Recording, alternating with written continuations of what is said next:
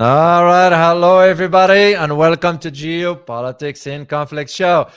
Guess who's with me today? The world traveler. I know. How you doing, Ross? I tell you, I've had the most extraordinary experiences probably in my life. Yeah. Well, we'll talk about this one as we delve into what we're gonna be talking about today. It's so good to see you. As a matter of fact, before I forget, did you know how many of our viewers been asking, where is Ross? Is Ross okay? I said, he is fine. He is fine. And he will be back when he is back. So here you are. So good to have you.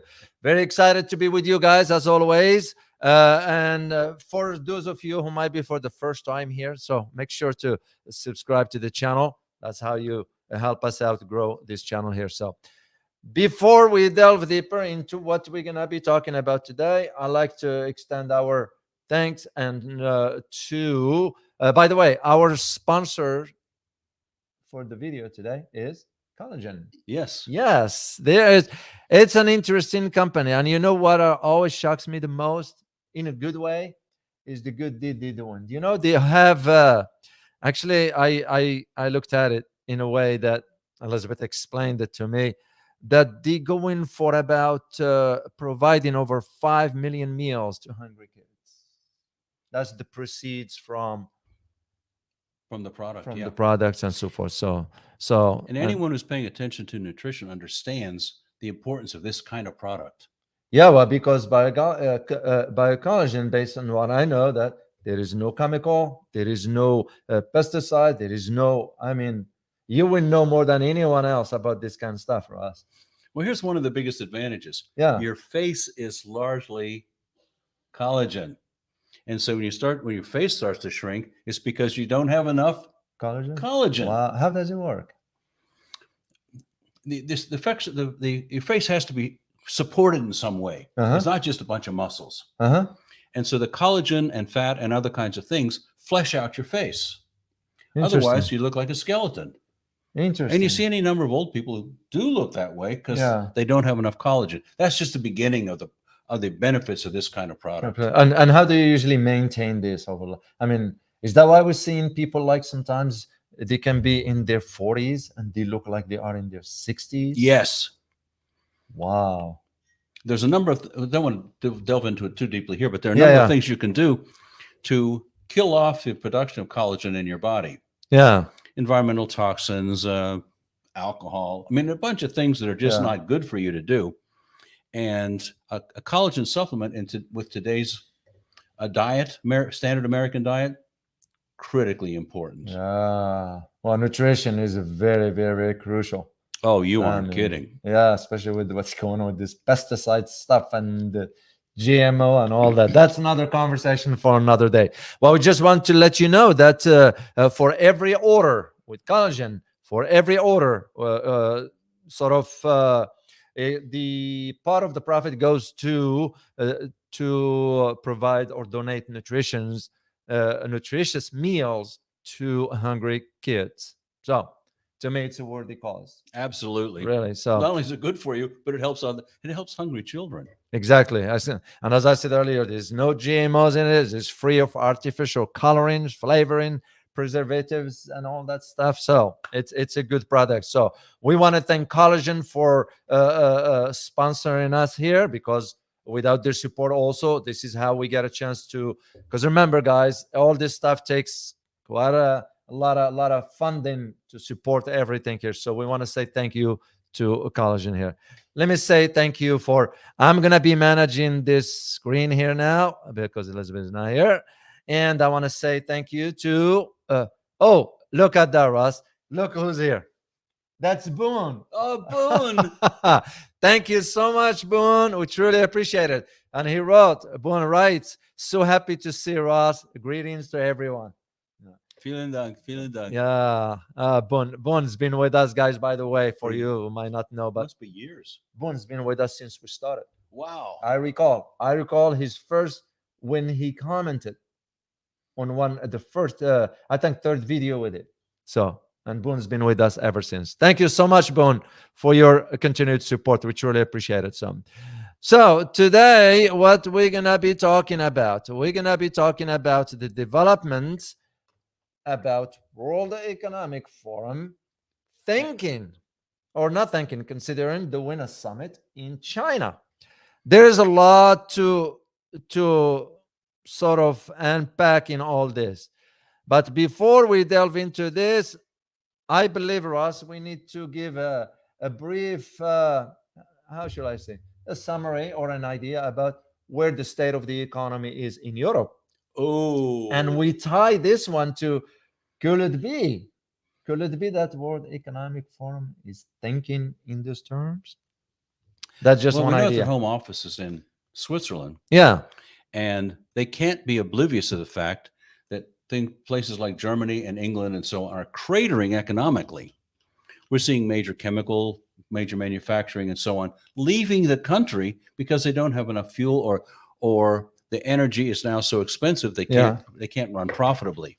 This is serious stuff. Well, that was exactly, for example, what just happened with the data released in England regarding the economy. Then their Bank of England increased. And we talked about this one yesterday. We mentioned it, that it increased the interest rate to 5%. It went up from 0.8 at the end of 2021. Yeah. The end of 2021, which means almost a year ago, from 0.8 to 5%. What the thing to realize about that is that starts to cripple economic development. Companies need to borrow money to progress, to stay in business, to expand. And if they have this high interest rate they've got to pay, they can't do it.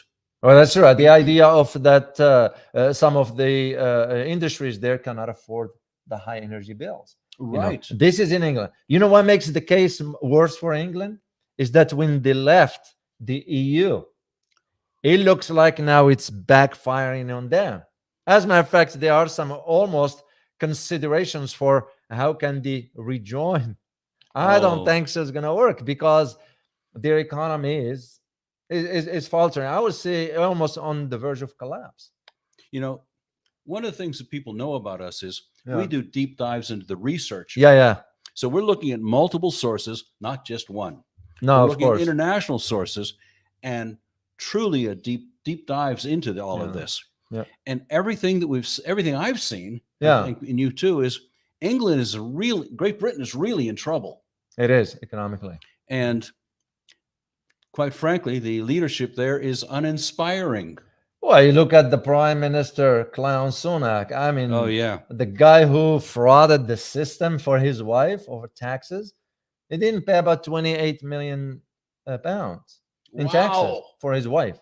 Either 20 or 28, one of those numbers. I don't remember. Those are big numbers. Especially. Yeah. Well, the fact that you a prime minister or in a position of whatever, you couldn't even obey the law by being sort of paying you or your wife or whatever, paying your fair share of the taxes. So the average citizen end up, carrying or footing the bill for that.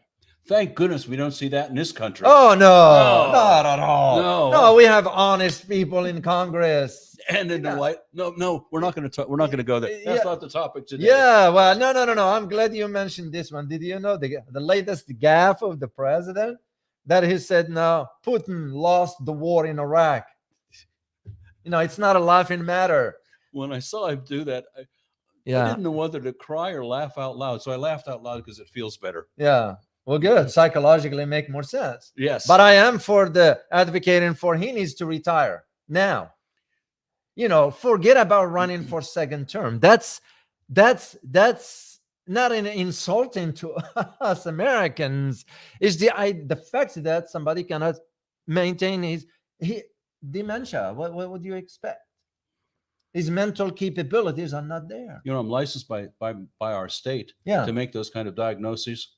He clearly has dementia. He has cognitive decline, and to have him having any influence on what goes on in this country, is terrifying.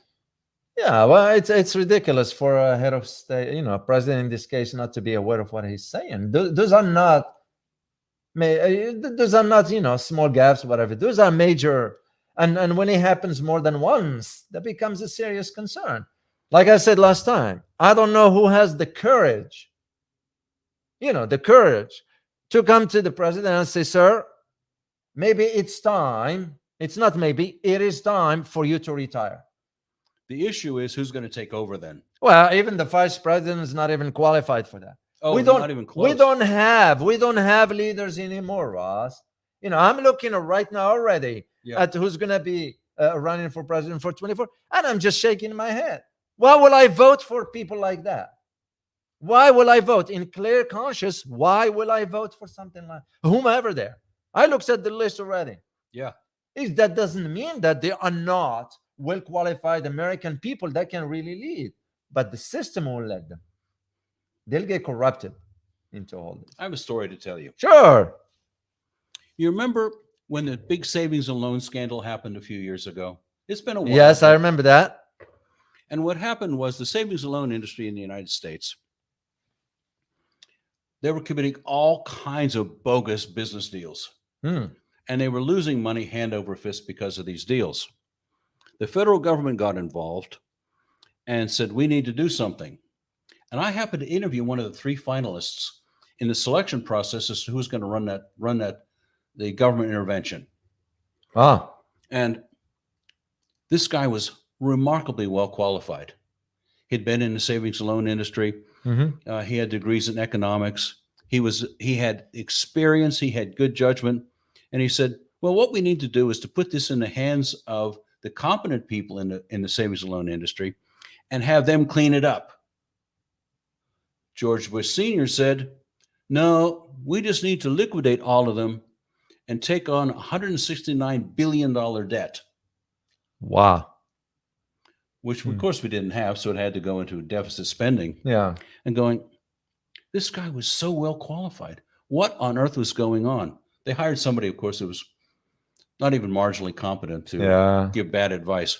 This is the kind of thing that goes on in government constantly. It's not a meritocracy. Not even close. No, so they hired someone who they can control.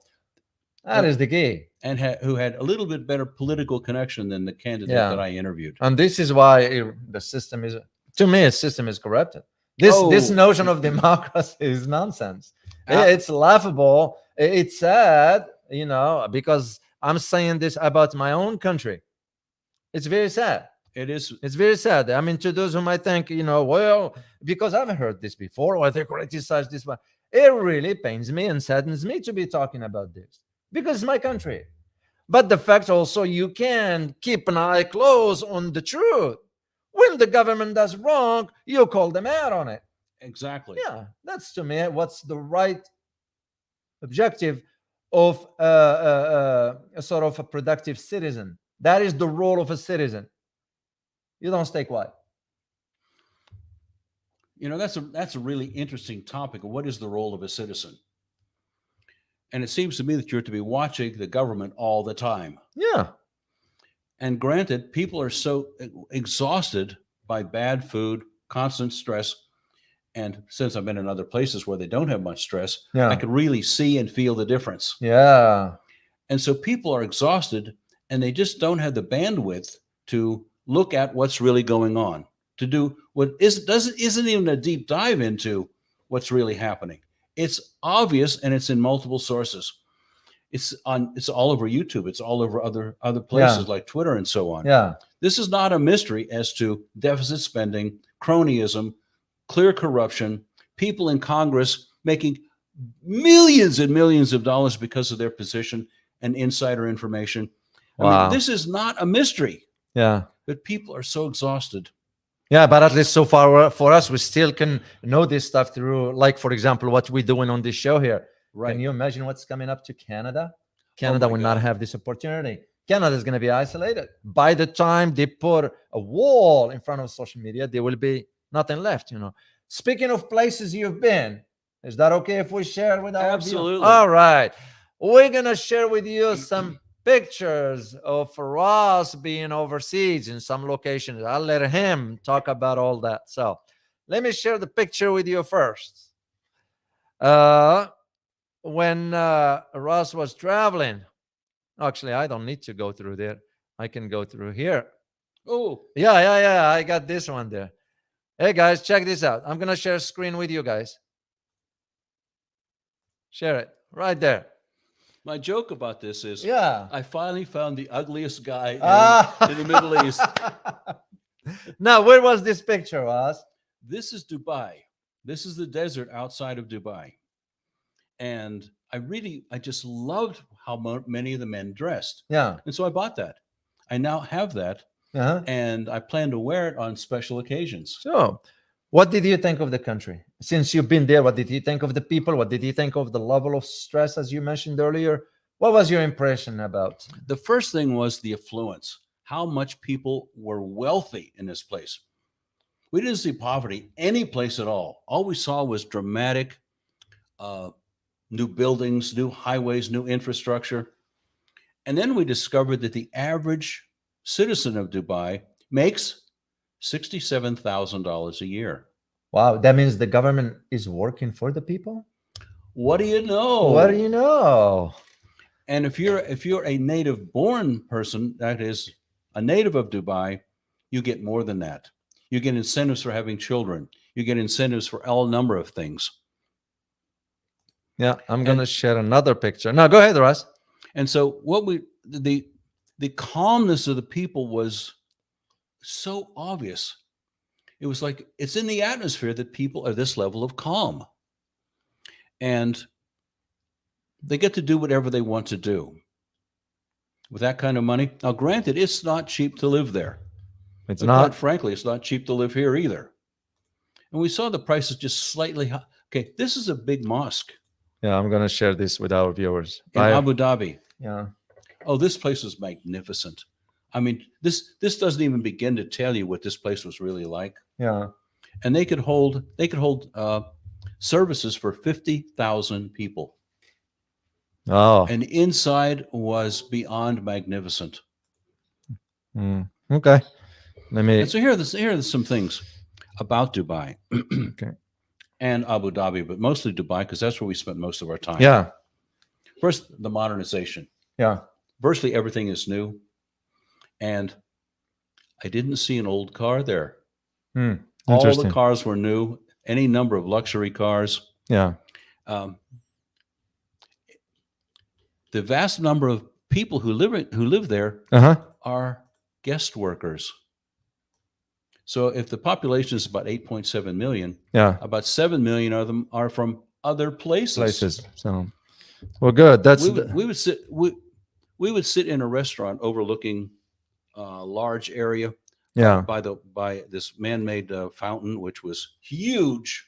Yeah. And what I saw is more colors of people, more shapes of people, more different costumes and design. I mean, I didn't know this much variance was in the human genome. Wow. And did people get along? Everything we saw, they did. Yeah. Well, obviously, because there's no stress. They are living, and the government is doing its job, because the place you went in, they are rich in natural resources. So they're using the profits from that to benefit the people. Let me tell you how high the crime rate was. What was it? 0. Wow. No one had to steal anything. I'm not surprised. They were already affluent. And what kind of cars do you think the police drove? Lamborghinis. Wow. Yeah, they can afford that kind of stuff. So and the police, it's like, we're here to really just make sure that everything goes well. Yeah. And we are well paid, well treated, and things like police brutality unheard of. Yeah. That's not like what just happened yesterday in France. You know what's going on in France? Oh, that teenage girl was killed? Yeah, 17. Yeah. Yeah. That's terrible. Yeah. It's just sad to see what has become of. Yeah. Well, I'm glad you got a chance to go there. Of course, what I want was completely the opposite end, Eastern Europe. Oh, yeah. You can only imagine. I mean, I had to go to Ukraine to be on the ground there. Just, it's kind of like, oh. So I'm glad you got a chance. That's the reason why Ross wasn't here for a while. He was traveling. So in addition to doing some other stuff, his personal. One concluding statement from that. Sure. Seeing that this is possible. Yeah. it fundamentally changed me inside, because the United States supposedly has the largest economy in the world. Mm-hmm. Affluence is a real possibility. I didn't see, of all the cities I've been in, I've been through in 7 major cities in the last few years. Yeah. I didn't see any of them as poor as the United States cities and small towns. Yeah. I never saw anything like it in any of those places. What has become of, I look at the images of San Francisco. It's very painful to see. We're seeing bankruptcies of major hotels because no one was going to San Francisco. Oh, I'm glad you mentioned that. You know what I just saw this morning, Ross? What's that? And this is from Bloomberg. And I usually do trust their data coming out. I saw that there is now a 58% drop in what you call it, rental offices. Oh yeah, 58%. What the economic impact of that is, those buildings will go bankrupt. Yeah, and the banks are going to own them. Then they're going to have a fire sale. Yeah, it's going to be fantastic financial loss because of this. Yeah, and the banks will want that because that's what the banks do. And this is why our government back then were like, well, we're going to have to build them out. You can't let them fail. Let them fail. Let them fail so they can learn the lesson. What will I build them out for? I mean, it's like you, as I always say, your little kid, when he starts to walk and it fails, what do? You get up again. Yeah, you let him learn. But you learn how to. It's the same thing with a bicycle. Exactly. Simple as it is. And so what the government has done is they've taken consequences away Yeah. from bad or inappropriate business decisions. Yeah. So people don't learn. They don't have to. No, they don't. And this is exactly what we're seeing, for example, not only here in the US, but I just did a live stream yesterday on the other channel on Australia. Oh, yeah, that was interesting. Let me share a picture with all our viewers here. So look at just this image here. Just the image in itself. I don't need to say a word. That's disgraceful. But yet, Australia, where it's going with the submarine deal, $370 billion, when there's a housing crisis. As a matter of fact, their prime minister, the spineless, I use the term spineless, and again, nothing against him as a human being, but when somebody who is incompetent, you call him or her incompetent. Right. Plain and simple. Well, PM Albo is incompetent, is spineless, is weak. But here is the sad part about all this, is that for him, he came from the projects, and now he's turning against housing for people because they cannot afford the housing. Why? Because allocating the funds towards something that has nothing to do with the welfare of the average Australian citizen. So let me get this straight. Sure. Okay, so Australia and China have a wonderful relationship in the past. 25 years. I looked into the data for that, Ross. Yeah. For 25 years. Australia was the one so well financially benefiting from trade with China for 25 years. So let's take a gun and start shooting our toes off. It starts with, let's start getting into conflict over Taiwan. Yeah. And having an opinion about a country that is one nation. Yeah. Let's stick our nose in their business and see if they like it, even though we're benefiting enormously. Well, you know what? China didn't like it. And it started a downward spiral. And as I've been following this, iron ore and other kinds of minerals, there are other places in the world where you can get those things, not just Australia. For sure. Yeah, they just didn't calculate it that very well. They weren't smart about it. But of course, what would you expect from the likes of the former Prime Minister Morrison or the current one, Prime Minister Albo? What do you expect from people like that they couldn't take stand for the welfare of? You know what bothers me the most? It's not that the elite in Australia, it's those moms and pops shops. They're going down. That's what pains me to even realize how a small business like that now it's not going to be afforded the opportunity because the government policies created those kind of tensions that China was end up just putting a wall over trade on certain commodities, and they're paying the price for it. So this housing thing, Let me show you a picture here, Russ, because I saved them for a reason, because I wanted to show this to our viewers. How do you feel when an elderly in a street like this? I mean, just imagine this could be somebody's mother, somebody's grandma, somebody's sister. I haven't seen anything like that since 3 days ago in our city. Yeah. This is beyond a tragedy. It's sad.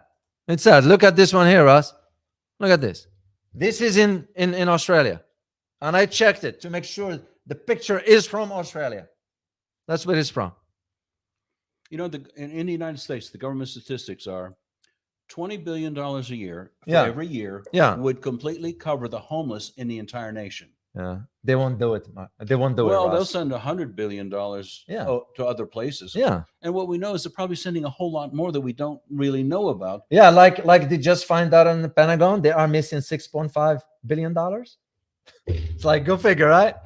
You know, to say these things are disgraceful. Yeah, well. And then the political establishment is so well entrenched, Yeah, that even those of us who know something can't get anything to happen. yeah, yeah. But that's why I believe the system will have to change, the whole system. My hope is, Yeah, and I actually see small cracks in the system. yeah. We're on the brink of the Great Awakening. Well, good. No, you see, Fingers crossed. Yeah, fingers crossed. Because if not, I know where this is headed. Yeah, That 45 million Americans who live in poverty, an additional 45 who live paycheck to paycheck, that's going to go up.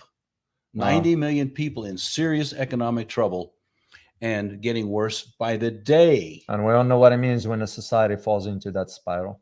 So, Yes. So it's interesting. So let's get into our, believe it or not, we didn't even get into our topic yet. Oh, Hey, well, that's there's enough to talk about. That's you the know? beauty of it. So, because nothing is scripted, we just talk. That's the whole. I think, Ross, this is why our viewers like our channel. You know why? It's, of course, the quality of information. Somebody put a comment. He said, I don't get it why this channel does not have enough subscribers. And someone else commented, he said, well, just think about quality and quantity. Yeah. And it was a brilliant answer. So it was to the point. Makes more sense. Yeah. You know, it's because the idea of talking about silly stuff, we don't do we it. can't. I don't have the personality for it. I'm not suited for that. So I can't pay attention to it. no. Because I know what it is. It's a distraction away from what really matters. Yeah. And it's well orchestrated, well publicized, and it works. People get all upset about the Titan submersible. Yeah. Well, come on. It's ridiculous. It's sad. It is sad. But it's nothing compared to 200,000 young Ukrainians now dead. Yeah. These stories don't compare. Yeah.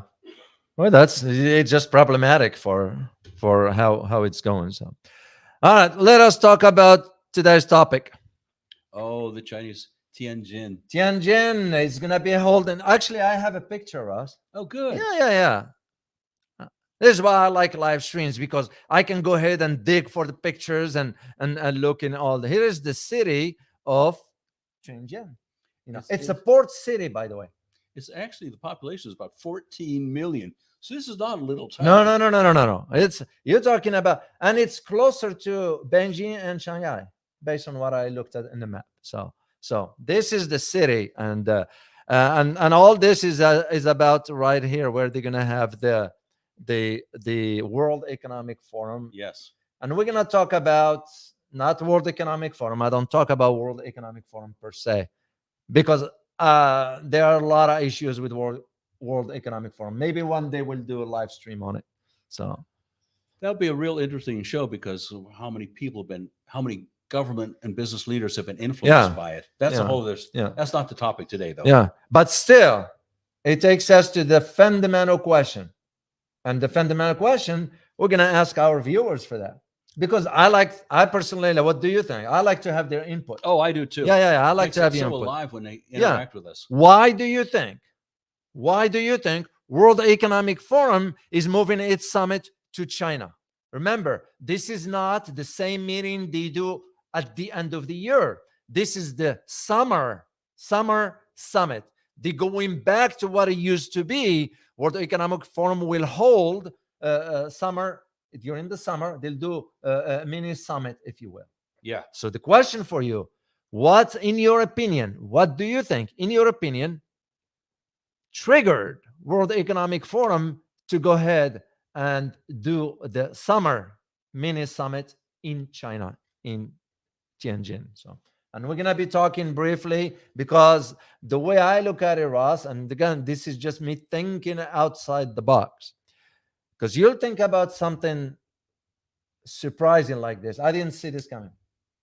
Knowing what I know about what the World Economic Forum agenda is. Yeah. So let's not sugarcoat it. We say it straightforward. The two main things: population reduction, and the other one is absolute control of one world government. So, well, whether they have any contribution to it or not, we certainly see the population of the world diminishing. Yeah. And I can't see what. I'm a psychologist. Yeah. Okay. And with 40-year plus experience. I've seen 29,000 people in my career. Wow. And I say, how easy is it for people to get along? It isn't easy for people to get along with each other. Interesting. And so every time I look at this one world government, I want to laugh out loud. People are not going to. You do one world government, what you get is hundreds, if not thousands, of people in open rebellion against it. And people are clever with this. Wow. They know how to cause trouble. Yeah. And so it just looks like a fool's dream to do that, because you can't control people. Wow. That's and it's part of the evolutionary history of this. Yeah. People are real independent. Now, is it by nature? It's by nature. It's genetically built into them. Yeah. Now, they'll work in small tribes with some contention. Yeah. But you take a look at big groups. Mm-hmm. Doesn't work that way. You go sit in any kind of. I can't tell you how many meetings I sat in where open warfare broke out. Just because people didn't get along. Just because people had to have their point of view be the dominant point of view. Yeah. They're going, you do this a couple of hundred times over the course of 40 years. You go, this is hard. I've sat in board meetings or executive meetings of pretty big corporations and watched them slice each other. Wow. Going, wow. Interesting. And somehow they came together to make the business continue to be profitable. Yeah. But going, contention is everywhere. And so ever since I heard this term of one world government, I said, these people are so naive psychologically. They're not paying attention to the fact of how hard it is to get anything done with so much contention among people. I want it to be my way, don't you? Yeah. Want it to be my way? Of course not. Because you're not me. Yeah. Well, that's what makes me, personally, I was thinking in terms of, they go into China? Okay. But on the other hand, I didn't, of course, I would never, that's the way how my brain operates. Yeah. I never reach conclusion so quick till I check all the boxes. Yeah. And I always keep one foot back just in case I miss a box or two. And this is the same about this issue here. So to me, I looked at it first. Well, that's how odd and all that stuff. Then I looked at the other side of the argument. Yeah. What could it be? Now, what could it be for whom? Is it for World Economic Forum or is it for China? And I could see both directions. Yes. Be both benefiting. Not just China, not just the World Economic Forum.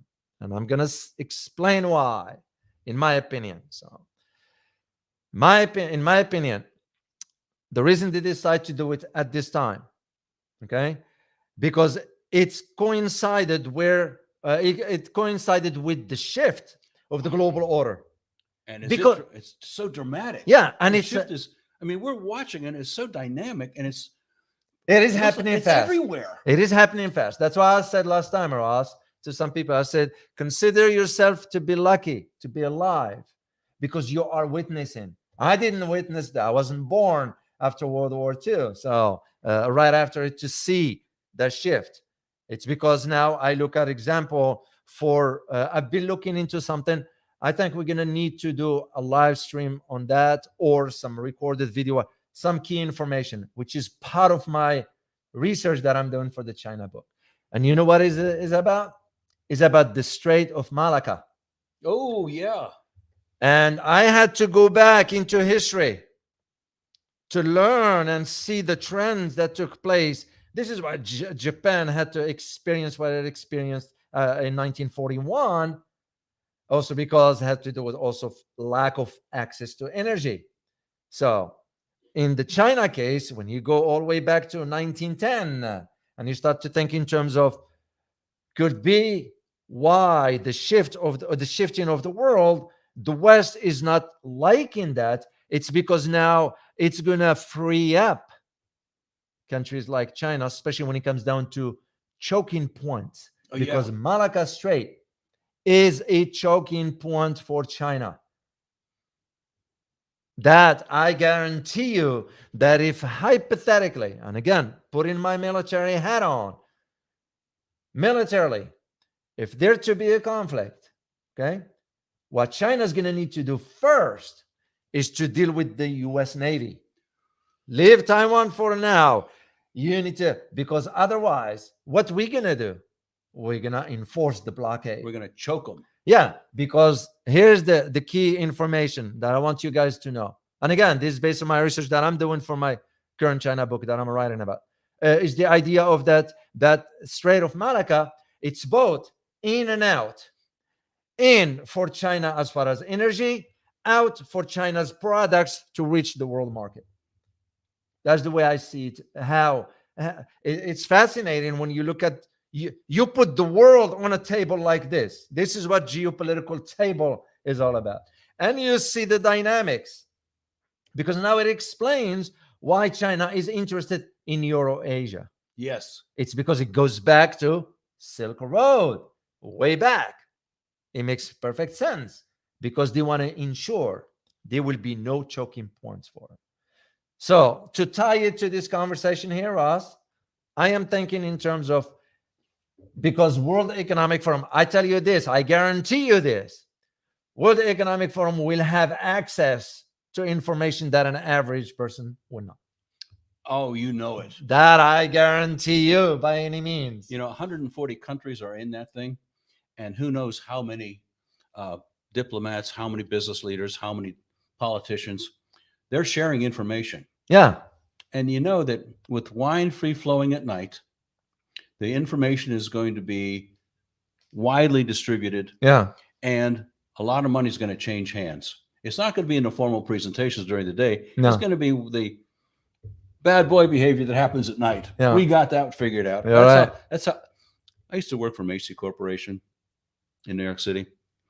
And I got to see how much business was done over. Yeah. A lot. It's no different than golfing. That's right. The business that can be conducted for and so by the way, I've got a prediction for you, David. Yeah. What's the most popular language in the world right now in terms of business and international affairs? It's English, right? Yeah. My prediction is within 50 years, it's not going to be English anymore. It's going to be Chinese. Mandarin. Yes. Now you see why I wanted to learn Mandarin back then. I should have stuck to my guns. But when I got the call from the Pentagon, and it's kind of, I mentioned it. I was like, hey, I'm interested in learning Chinese. Like, why? Why you want to learn Chinese, Mr. O? I see you don't see what's coming, do you? And they couldn't because he went over their heads. So it's kind of like, I don't blame them. I blame myself. I take full responsibility. There's this concept in psychology called radical responsibility. What is that? I own my life. I'm responsible for Yeah. Because if I would have stuck to my guns for that, and I said no, right. If you want me to be here, I want to go and learn Chinese. But I say okay. So I don't blame them. I blame myself. I never shifted the blame. I'll take a responsibility for it. So back to this one here, Ross. Since you mentioned this one about how things are done and all that, I am thinking also one of the objectives of the World Economic Forum. You know what it is? besides what I mentioned, is to digitize everything. Oh, control Digitize. of everyone's money. Exactly. Exactly. That's one. But also, not only that, controlling your brain also. Now, you start to think about the impact of something like this. And again, I'm just sharing this with you, thinking outside the box. Because for World Economic Forum to go, inviting all the C-suite executives, government officials, media members, and all this, and going to China. You think that's a clue? I think so. I think it's I more than a think clue. so. I think that they're waving a I big think flag so. saying China is the future and we know it. Now, does China have problems? Well, Every yeah, country like in the every world country does. Yes. But you are absolutely correct, Ross. And what I found out was that this one has to do, for them, by the way, the theme of the summit will be entrepreneurship. But just if people can only take a step back and pay attention to the wording of certain things. Why are we talking about entrepreneurship? It's because when you think, and why are you doing it in China? Yes. It's because when you think about when China goes, and I had a heated conversation with Elizabeth last time about China in Africa. And I said, what does China bring to Africa? Projects, ventures, Money, economics, infrastructure, jobs. And now you find why the World Economic Forum created the theme of entrepreneurship, the driving force of global economy. I mean, just think about it. I was looking at how much money Russia is spending in China of the trade versus the United States. Yeah, it's like 400% more. No wonder other places are having a heavy impact in Africa. Yeah, because they're spending so much more. They're investing in it, and they're not sitting in critical judgment trying to change the governments. No. Whoever's here, we're going to deal with them. Exactly. And this is why I believe World Economic Forum, if I am to think, again, outside the box, is wanted to get ahead of the curve. Because they are saying there is no going back. There is no more unipolar world. Gone. The era of when it was only the United States as the sole power for the global order. That era is gone. And I believe there are those in Washington that are not coming. When I say those, I mean politicians. They are not coming to grip with this reality. It's like the whole world is seeing the gross incompetence of the United States government. Well, it became evident, Ross. I mean, you punish people long enough, and what do? Like with sanctions. Yeah. They find other ways to work around your sanctions. And what we've seen is places like Iran, like Russia. And so they're doing really pretty well now. It took them a while. Yeah. But they figured out if these statistics are correct, Russia's economy right now is the best it's been in history. I don't know if it's true or not, but when I read it, I said, it's interesting. I did read up some stuff. I do know that the revenues from the energy, it's astronomical, despite not delivering gas to Europe. They're doing fine. But you look at also India and China's consumption. Oh, yeah. Why? Well, if I were advising the President Putin in this case, if I were advising him, I say, why bother with Europe now? Forget about Europe. Yes. Just forget about it. You got two large markets, China and India, large enough that in the case of China, the consumption of energy it's going to need, there is no end to it. No end. No. This is why I believe, remember when we did a video way back, about almost 2 years, we talked about the Arctic. Oh, wasn't that interesting? Remember what I mentioned yes. back then about the pipelines? The pipeline and with melting ice. Yes. Now another passageway to get Chinese goods to Western markets. Exactly. And for Russia, yes, they are doing well economically. We just did not. We in the West, and I say we, collective West. But when you think about collective West, who do you think about? The United States and England. The United States and England. Germany, can Germany do a squat about anything? Can France do anything? As a matter of fact, France now being kicked out of of Africa, in Mali and other places, you know what they're saying now? Oh, it's Russia that is the destabilizing Africa. No, no, no, no, no, no, no, no. It's because France wants to maintain access and exploiting the resources of the African. So this is again to go. And by the way, Emmanuel Macron, yes, is a World Economic Forum trainee. Oh, shocking! Oh yeah, One world government. Let's control everything. Yeah. Let's control everybody.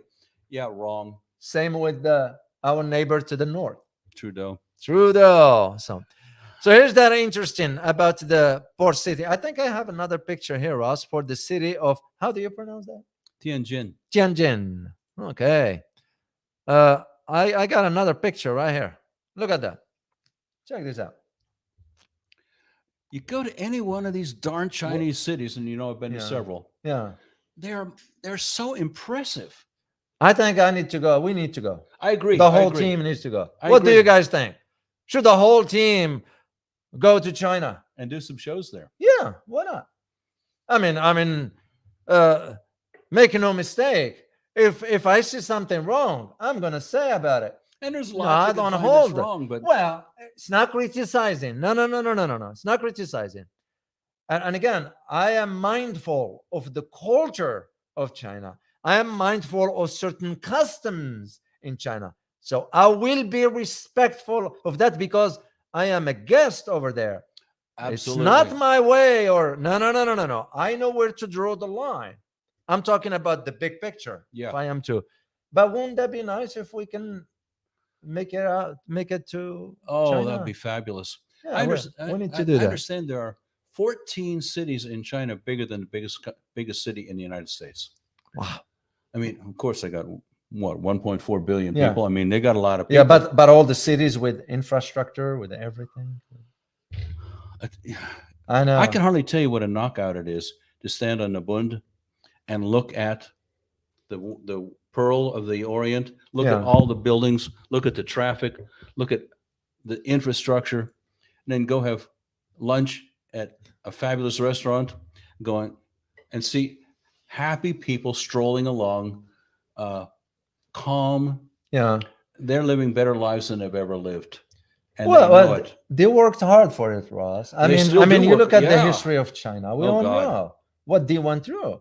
I mean, I'm digging into. I'm like, surprised is not the right word. What's another word for? Not even appreciative of. It's the manifestation of the hard work when someone truly put in the effort and they succeed. Here's a psychological concept for you: compelling reference experience. Oh my gosh, that's a big one, Ross. What does it mean? Can you break it down for me? Yes, I'll give you a concrete example. Yeah. You do something in your life that is impressive to you, and now you tell yourself the story. I'm capable of doing this. For example, when I moved to Germany when I was young, that was a compelling reference experience for me, saying I can go do other things in the world that most people don't. I'm an adventurer. And I've told myself that story ever since, including Dubai. Compelling reference experience for China, the Great Wall. We built the biggest structure. We Chinese built the biggest structure in human history. We can do anything. And you take a look at China today and you believe it. You ride on the rail system and you say, my drink doesn't even have ripples in it. Wow. The ride is so smooth. We're going 360 kilometers an hour from Beijing to Xi'an, going, this is comfortable. This is quiet. I mean, this is amazing. And it's this fast. These people have the compelling reference experience of we can do anything. Yeah. And they do. Interesting. Well, I look at it, for example, with their space program. Oh, the space leader. They finished up the space station. And I think now they are working on the lab that they're going to have joint with Russia. And they are also, I read somewhere, I didn't delve deeper into it, but I did read something about they are now in the process of I think, creating hydrogen or something in space. Really? Yeah. I read something about China's doing, because now it's their station. We kicked them out. What do we expect? And now, you know what we're hearing right now? Right now, we're hearing that, oh, we cannot allow the armaments of space. All of a sudden, space became now all of a sudden a trigger point of geopolitical tensions. Good luck. Yeah. What is it when something's let out of the bag? I can't remember what the phrase is, but too late. Too late for that. It's too late. Well, we created the problem. You know, The United States government certainly did create Yeah. the problem. because here's the thing: why did the Obama administration back then signed a bill and Congress not Obama, Congress signed the bill, but it has to be the approval of the president also. Bill for not allowing a Chinese astronaut to have access to the ISS. You know, because we created that. Now you did that. What do you expect? China's going to just sit down? They want to hit and build their own. Now we're finding out about the microchip. I just read last week. I have to check on more. I have to read up more on. They are now moving into the 3 nanometers, which is the key. That's the whole thing. They moved from 5 to 4, and now they are getting closer to 3 nano. So what we are finding out in the US, we shot ourselves in the foot with this chip tensions with the China. What many people are beginning to realize is that the microchip is part of every darn thing that you do. Indeed. It's even in your toaster. Indeed. That can't. You can't think about it, right? You can be, right? A new Mercedes car has 1,500 microchips in it. Wow. 1,500. I didn't know that. Okay, so we're now looking at where's the number one producer of microchips in the world? Taiwan. And even though there have been many attempts in many places to replicate that facility, they've not succeeded. From what I can tell, this is a really hard thing to replicate. So, of course, the United States is doing the right thing. They're building one in Arizona. Yeah, right. But here's the upshot of this. Yeah. A prominent American politician sitting in Taiwan said, if China invades Taiwan, we will blow up the chip factory. It struck me as so obscene and unacceptable in terms of the impact on the world economy, when everything, including your cars and your TV and yourself, everything depends on these chips. And there's this arrogant America saying, we'll just blow it up. Yeah. We'll fix those Chinese. You'll fix everybody. Yeah. As if they have no concept of the concept. They have no concept of what they're actually putting forward. You're right. Well, it's the stupidity at the highest order. You know, that's why when you hear a politician talk, are you going to listen? No. It's a waste of time. I won't listen to it. As a matter of fact, the head of the TSMC now is waking up to the reality. He's backtracking some statements. Oh, good. Yeah, because he's realizing what the U.S. intentions are. So he's kind of like, I don't think so. They start to now reverse gradually. They start to rethink. Because even if the United States create the manufacturer right here in Arizona, do you think that people from Taiwan is going to move over? No. They're going to leave their families and all? No, they're not going to. And let alone the work conditions that is completely different, work ethics, work conditions. You know how it is. Yes. For us, our system in comparison to, as a matter of fact, I found out the United States is the only country that has so many holidays in the Western world. Like, that's ridiculous. So, well, as of this week, yeah, that facility in Arizona is starting to hire people. Good luck finding the engineer. This is not about packaging. This is about high-level engineering that we don't even produce that at the university. Right. So how you gonna man that particular location? With whom? Foreigners. So what's the point if you couldn't build your own? And I think this is what's at the heart of this whole saga between the US and China is we are not capable of competing with Chinese. It exposed It exposed our weakness to competition. I think that's what's at the heart of it. So what we're gonna be doing is creating tensions. God, what an interesting way to look at That's it. the way I looked at it, Ross. I thought about it. I've been thinking about it. That's the only way I could come up with. That makes, I mean, it's a brand new concept to me, but I really think it makes Yeah. sense. Yeah. Our system is now so clumsy Yeah. due to old age Uh-huh. or That's why. whatever Yeah. that we're not competitive anymore. No. I don't know how we maintain. Oh, I do know how we maintain the largest economy in the world. It's over. Over. Yeah. Yeah. And the Yeah.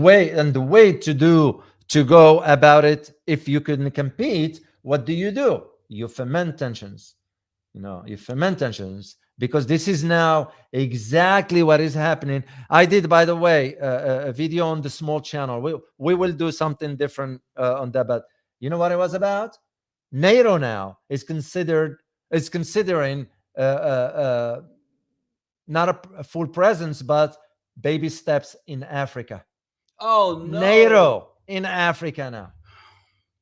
I think when Donald Trump was president, he really understood. He said, "What are we in NATO for? Yeah. There's no purpose to this organization." Yeah. But also he wasn't smart enough to go and initiate the trade war with China. Because the guy doesn't grasp how geopolitics operate, how geopolitics is. To understand this is not an easy decision. So you just say, "Oh, we're gonna get into a trade war with China." I thought that was remarkably stupid of him. It was stupid. Who was advising him to begin with? Naive, Yeah. inexperienced. He didn't have any idea. No. And he entered into this without any real understanding what the consequence was going to be short term, which Yeah. means the price of Chinese goods to us was higher. Long term, a real competition, a real conflict with China. Yeah. All of this. Yeah. Well, I look at now just the decisions of the Europeans. I wish I still have the link to. Let me see if I can pull it up right here. The idea of how goods are in England. Okay, just as an idea here. So 40-year high. 40-year high. And they had some numbers here. It's on the other. Let me see. Let me get it right here. Supermarket. It's right there. And I'll share it with you guys. So for you to see, let me share this with you guys here. Share screen. There we go. This one here. And it's the idea right here, Ross, is this idea of, you look at just food inflation right here. Look at the numbers right here. Oh, that's shocking. 17%, 16.9%. Look at the percentages that's going up in all the supermarkets. So, and this is where I see the idea of when President Trump end up doing the decision about TTP. Well, you will think about, well, what is the role of an advisor if you couldn't tell him straightforward? Yes, he has a brash personality. Yes, he is aggressive by nature. But so what? You can push back. Right. You tell him, sir, you can't do that because it's going to impact the country long term. And that is where this issue. So I think I am being convinced, Ross, that what's at the heart of it is we cannot compete, and we are creating or fermenting tensions to slow down China. That's the way I see it. That's the way I see it. I completely get that. Yeah. And you take a look at what is really the role of government. Yeah. Well, what it's turned out to be is we get to control everything. We're all on some sort of a power trip, and let's control it. Let's control the people. Let's control the economy. Let's control business. Yeah. And you want to stifle people? Yeah. Try to control them. Sure. And one of the mechanisms, and I looked at again, trends in the history. Oh yeah. Create fear. Create fear. Create fear. You paralyze people because fear paralyzes. One thing, true, and I'll share it with our viewers. Usually when you train for special ops and all that stuff, the first thing that you're going to have to acquire through training, of course, and all that, is how to conquer your fear. Ooh. Psychologically. how to conquer your fear. This is why when, for example, you write in a bill, you go into a building, whatever, you get in it, you can't be thinking, oh, it could be a bomb there, or it could be this, or somebody sitting with the gun, because that fear doesn't, as we call it, you go through the tunnel. Yes. Tunnel you go through, because that fear doesn't exist for you. You just go because you've conquered that. Every citizen, it's not equipped with that kind of stuff. So when the government says, oh, you better be careful of this, be aware of that, they're going to kill you, they're going to control you, they're going to do this, they're going to do that, the fear paralyzes people. The danger. The world is a dangerous place to live. Yeah. In the 1990s, mid-1990s, I did a psychological project for a paramilitary organization. Mm-hmm. And that's one of the things that they had to conquer was we're training all these people, but they're afraid. And we figured out psychologically how to move beyond it so that no matter what was going on, they had a set of behaviors to follow. And that's exactly what we did is we took the military model and it made it so it was quickly installed in people. So we know that there's a real structure to it. And we know that fear, exactly as you said, paralyzes people. It does. And if all the news around you all the time is saying the world is a remarkably dangerous place, you need to hunker down. By the way, you better have 6 months food supply. You better have a bunch of guns. Don't trust your neighbors. On and on and on. And if nothing else, aliens are coming. I mean, come on.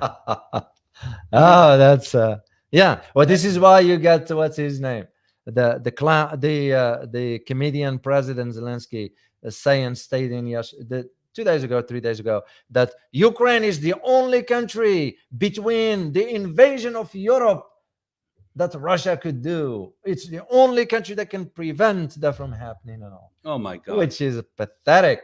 Anyway, so as pathetic as it is. Yeah. But again, it's that element of fear because some Europeans are already been brainwashed beyond belief as far as look at just what the policies they are embarking on. And yet, what do you see? Let me share something personal Sure. with you, David. I have this ongoing challenge. Mm-hmm. And the only way I could figure out what to do with it is to keep my mouth shut. Because I was telling people, these are the things I'm finding. I've got a number of people I socialize with a lot. Uh-huh. I mean, a lot. And I'd say, here's what Putin is really up to. And I'd back it up with, here's what Zelensky's really up to. And then even on Saturday, one of my friends said, will you still support Putin the way you did before? I'm going, what do I say to him? Here's what I wanted to say. You've done no research. We've done deep dives in this for now 2 years. I mean, truly deep dives, nationally, internationally, extra sources. We have more information that gives us a very clear direction as to where this is, what's really going on. And you're just an ignorant idiot. I can't say that to him. Oh, I will. I don't hold back, because I will know that will be the end of conversation forever. If somebody showed that stupidity to that level, Ross, I won't hold back. I tried it once, and that's exactly what happened. Yeah. I got so frustrated that this person was so righteous in their position. It was totally stupid, totally ill-informed. I'm going, how dare you even say this rubbish to me? Yeah. I shut him up permanently and never opened his mouth on these topics again. I still know him. Yeah, you know what? Some people, once they find out they were wrong, they'll have a hard time admitting. This is to me where, how I gauge somebody's courage, Ross? Throughout my years, you know how I gauge it? It's when someone comes forward and said, I am sorry, I was wrong. And that's to me, that's the ultimate. You respect the people. So people who couldn't come forward and said, you know what, I was wrong, that shows you the arrogance. They are not willing to confront themselves. Just in the past week on a particular topic. Yeah. Let's see if I can say his name right. Progression. Oh, progression. Yevgeny. Yes. Yevgeny Prigozhin. It's one of those names. Okay. Yevgeny Prigozhin. So I started out with a particular position. Uh-huh. And the position was, okay, these military leaders are constantly in conflict with each other. the Allies of World War II, the top generals, they fought constantly. It just goes on and on and on. Yeah. It's not a surprise. Executives inside corporations fight with each other constantly. I said, so this thing with the Wagner Group it's that kind of a conflict. And this guy, Prigozhin, sorry, I'm going to continue to butcher that name. Yeah, He's Yevgeny. Call him Yevgeny. Yevgeny is just trying to get more ammunition, more power, whatever. Yeah. And then as more and more information came in, I said, that's completely wrong. Yeah. So eventually I migrated to a very different position, but I changed it 3 times in the last week. Yeah. Based on incoming information. I have no stake in anything but getting it as close to accurate as I possibly can. And I understand that's exactly the point you're making. You change your mind based on incoming data. Yeah. And you have to be that kind of flexible if you're going to be effective in the world. Exactly. And if you're wrong, you just admit it. You say you're wrong. I'm sorry. That happens. We're just humans. Why not like machines here? You can get it accurate. Speaking of that, did you know, I don't think so I shared with you because I didn't see you for a few days. I just got a tweet from someone. Yeah. I'm going to share it with our viewers. I think I did share it on the other channel, but I'll share it with this one as well. And what was fascinating about it was, I'm going to wait till I open it right here for you to see. Check this out. This is my my Twitter name, @diwalaru. It said, had you for a semester in college several years ago. Think it's safe to say you taught me well. You have no idea how often I am called a Putin apologist for speaking truth about the war. Keep up the great work. Oh, nice. That was a former student of mine. That's really nice. It was to the point, and just to your point, as far as how when people don't want to hear the truth because it hits them hard. Yeah. This is the problem we're having. The inability to be able to withstand the shock of truth, because truth is it's like it hits you hard. Yeah. Some of us can take that, others can't. That's like when something go off, the wave that it creates, the shock, it can throw you off. Truth is the same. Not everybody, but if you have never trained yourself to be on the way where you say, this truth is going to hurt, but I'd rather hear it. I'd rather deal with it. You're certainly not going to be an effective human being. No. I'd like to define for a minute what an effective human being is. If you can't pay attention to incoming data and correct your behavior. Yeah. So, as you know, I'm a psychologist. I can't help it. I'm just that way. What's the number one thing a human being is supposed to do?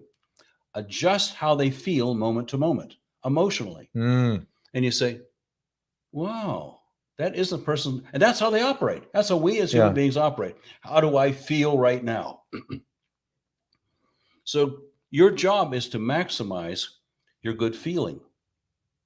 That means you must be paying attention to what's going on. The other thing is that human beings are put together by the stories they tell themselves about themselves. Is that for a self-aggrandizement, or is it just to help themselves somehow? It's to be a human being. You must have beliefs about who you are and what the world is like, or you're hopelessly psychotic. Wow. I mean, this is pretty straightforward stuff. Yeah. In the field of psychology. Yeah. And so one of the big challenges is, how do you start modifying the stories you tell yourself when they're inaccurate? Wow. Yeah. What do you guys think? I'd like a lot of feedback on this one. Yeah, if you will be kind, guys, just leave a feedback, because we'll be interested in reading that. This is why I found the interaction with our viewers very, very, very, very important. It's because it's the information, because we're learning from it. So that's how we find it. So let's go back here quickly here, and we'll wrap it up for all this. So the port city of Tianjin, where the World Economic Forum is going to be held. Let me pull up the picture of the city once again here. It's right here. It's a port city. So they got this one here, and it's the other one. It looks pretty. Nice I'll city. bet it is. That's where I would like to go. So this is the idea of why they're gonna World Economic going all the way to China. It's the idea of confirming, at least in my opinion, confirming that the shift in the global order is upon us. And the World Economic Forum will have to have the platform of where power is going to be. Pardon me. That's the way I see it. There's a thing of the handwriting on the wall. On the wall. Or this exactly. is a glaring neon sign saying, this is where the money is, this is where the power is, Yeah. this is the future of this planet. Yeah. How about we pay attention to it? Well, these are people who do pay attention. Yeah. And so that's where this conference is being held. Exactly. They get it. Yeah. And usually who's going to be attending? Well, you get C-suite executives, and you get just people who with influence. Yes. So, but again, it's very symbolic that they choose China, but not, let's say, Germany or the United States or England or Canada. Failing places. Exactly. So that's what we want you to get out of this, is the idea of why all of a sudden they go into China, because the history of China has always been the crossroads, historically speaking, with the the old Silk Road and all that stuff. So that's the whole idea of it. So, well, guys, we hope you find this very informative, and we look forward to seeing you next time. As always, remember, geopolitics impacts your daily life in more ways than one. Till next time, guys. Bye-bye.